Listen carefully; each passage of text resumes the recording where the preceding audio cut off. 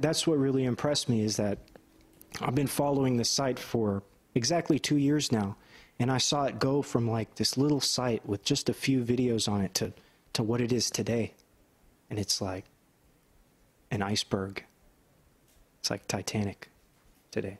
Did I answer the question? Titanic sunk. Yeah. Well, the one that didn't. The one that didn't.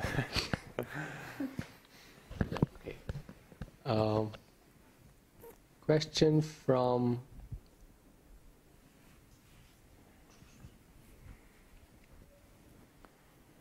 I guess Ronald's question was answered. The question from Mother Swati, this is a general question to everyone.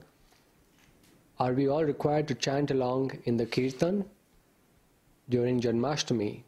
What if I just can't? Can't.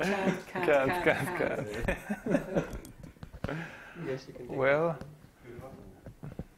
it. yeah, I have mic. Mother Swati, you have to practice. There's enough time that at least that you could get the tune right, you know. It's not like you have to sing perfectly, and when there's a group, usually it's not very noticeable, especially like 30, how many? Like 25 or something. So it's not going to be so bad if someone's a little off. But you should sing because, as we were saying, the music is so important. It would be kind of sad that people won't sing. So better practice, you have time. Yeah, download this program called Sing and See from singandsee.com. So this program will teach you more or less the principles of you sing a note and you try to hit the note and it will tell you how bad it is. It's still Western scales and like that, but it's pretty accurate for our purposes.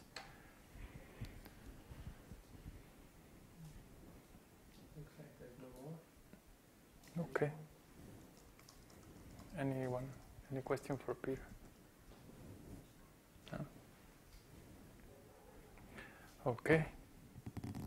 Well, thank you for coming, Peter. It was nice to have your Thank you for having me. association. From our point of view, let me tell the other side of the story. From our point of view, any time someone new comes in, it's like a roller coaster ride, because we're so like used to being in the mode of goodness or like settled in certain rhythm of the daily routine. Usually when someone comes, because they come with so many ideas of the Western world and bad habits and things like that, usually the first week or two is always like, don't do this, don't do that, don't do this, don't do that. And it happens to everyone. I mean, it's just like the contrast between material life and spiritual life is so big that the first 2 weeks is just like adapt. Don't say this, don't do this. And it seems like it's military or something. But actually, once the person like realizes, then this phenomenon happens that you see the contrast and like, oh, this is so much higher than what I thought.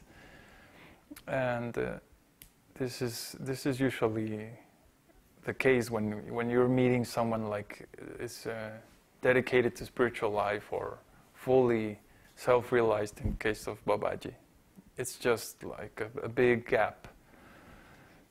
So Peter came and took a while to adapt. But eventually, like the last 3 weeks, he stayed a month over here, a month and a week. So the last 3 weeks, he started to get it. And by now, he's like in the routine and he's doing his service and everything is nice. So I hope Peter stops his nonsense university study and join us later on as he returns to US, to South Carolina. I think it's basically automatic. After you taste something pure and nice, when you go back to something completely opposite, then it's like there's no way of tolerating. It's just too hard, you know. It's too hard. Yeah, I'm going to. Don't worry. You don't have to tell me that. Okay. Be there as soon as possible. So that's it, right? Oh, okay. There's more questions. Ronald is asking, did Babaji do a chart on your birth, and did it help you see things any better? If you don't mind me asking. I didn't have one done recently, but I had one done about a year ago. And it was very surprising because, like, for example, my Mars period, like about 2 or 3 years ago, my Mars ended and my Rahu period started. And like almost at the exact same time, I was doing extreme aggressive rollerblading very seriously for 12 years. And looking at the Yotish chart, it almost exactly lined up with my Mars period. And then when my Mars period ended and my Rahu period started, that's exactly when, you know, my interest in this sport stopped. And there's a lot of other things that, I mean, yeah, if you have a chance, get a Yotish chart done. It was very interesting, you know. I just had a very superficial preliminary one, but even that was pretty eye-opening, you know. A lot of influences in my life was brought, you know, it's all seen in the Yotish chart, the influences. Next question. Question from Divyesh. How did your friends and family react to you wanting to be spiritual? Well, friends, I mean, it's all nonsense. I mean, the best people I knew were eating meat and drinking a lot, and I mean, come on, give me a break. And so friends, yeah, that was like the easiest thing. It's like, get out of here, you know. I want to do something better than this, you know. I mean, come on. Oh, my family, they're like, they don't even get it. Even they don't they don't get it at all. I mean, they're just like, I don't get it. You know, they don't even want to see.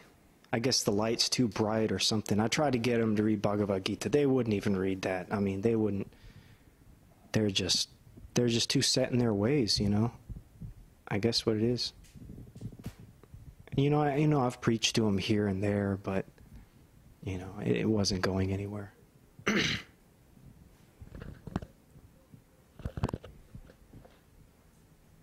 There's a general question from a new visitor called Keshab.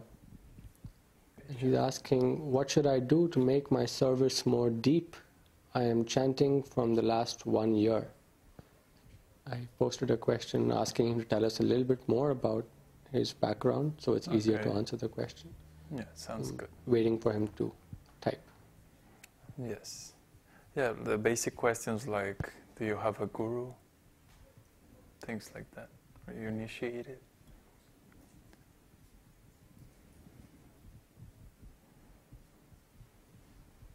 He says, I am from Nepal. I am in Sydney right now. My family background is Vaishnava. And so the first question is, do you have a guru? A bona fide guru? Are you initiated?